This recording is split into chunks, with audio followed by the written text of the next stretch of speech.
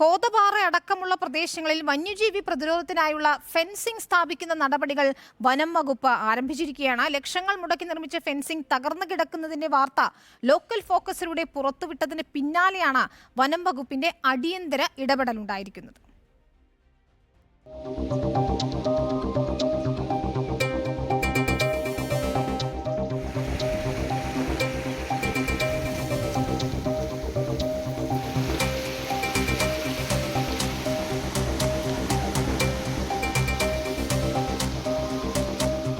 ഇടുക്കി വന്യജീവി സങ്കേതത്തോട് ചേർന്ന് കിടക്കുന്ന കിഴുകാനം ഫോറസ്റ്റ് ഓഫീസിന്റെ പരിധിയിൽ വരുന്ന കോതപാറ, കുമരികുളം, കുവലേറ്റം തുടങ്ങിയ പ്രദേശങ്ങളിൽ വനം വകുപ്പ് സ്ഥാപിച്ച ഫെൻസിംഗ് തകർന്നതോടെ വന്യജീവി ശല്യം രൂക്ഷമായിരുന്നു മേഖലയിൽ.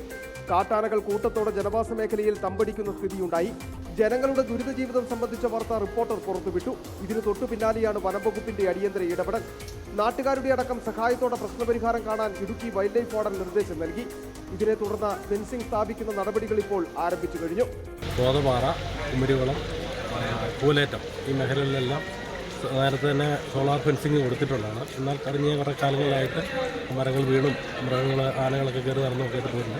അതിലെ യുദ്ധകാല അടിസ്ഥാനത്തിൽ ഇപ്പോൾ നന്നാക്കിക്കൊണ്ടിരിക്കുകയാണ്. കാടുകളെല്ലാം വെട്ടിത്തെളിച്ച് ഒരിക്കലും ഈ ലൈൻ ചാർജ് ലീക്കാകാത്ത രീതിയിൽ ചാർജ് നിലനിർത്തുന്നതിനുള്ള നടപടി സ്വീകരിക്കാനും കാട് വെട്ടിത്തെളിക്കുന്നതിനും വനം വകുപ്പിന് വേണ്ട സഹായങ്ങൾ എത്തിച്ചു നൽകുന്നതിനും സീറോ മലബാർ സഭ യൂത്ത് മൂവ്മെന്റ് പ്രവർത്തകരും എത്തി.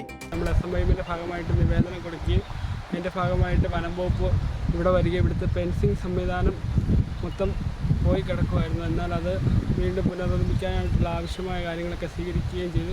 അതിൻ്റെ ഭാഗമായിട്ട് അവരെ സഹായിക്കാനായിട്ട് SMIയും സീറോ മലബാർ യൂത്ത് മൂവ്മെൻറ്റ് നമ്മുടെ രാജഗിരി ഇടവകയിലെ യുവജനങ്ങളും അവരോടൊപ്പം കൂടുകയും. നിലവിൽ 4 കിലോമീറ്ററോളം ദൂരമാണ് ഫെൻസിംഗ് സ്ഥാപിക്കുന്നത്. ബാക്കിയുള്ള ഭാഗത്തെ ഫെൻസിംഗ് അറ്റകുറ്റപ്പണി നടത്തി പ്രവർത്തനക്ഷമമാക്കും. ജനങ്ങളുടെ സഹായത്തോടെ ഫെൻസിംഗ് പരിപാലിച്ച് മുമ്പോട്ട് കൊണ്ടുപോകുവാനാണ് വനം വകുപ്പിന്റെ നീക്കം. ഇതോടൊപ്പം തന്നെ സർക്കാർ കൂടുതൽ ഫണ്ട് അനുവദിക്കുന്നതിനനുസരിച്ച് മറ്റു മേഖലകളിലും പ്രതിരോധം ശക്തമാക്കുമെന്നും വനം വകുപ്പ് വ്യക്തമാക്കി. റിപ്പോർട്ടർ, ഇടുക്കി.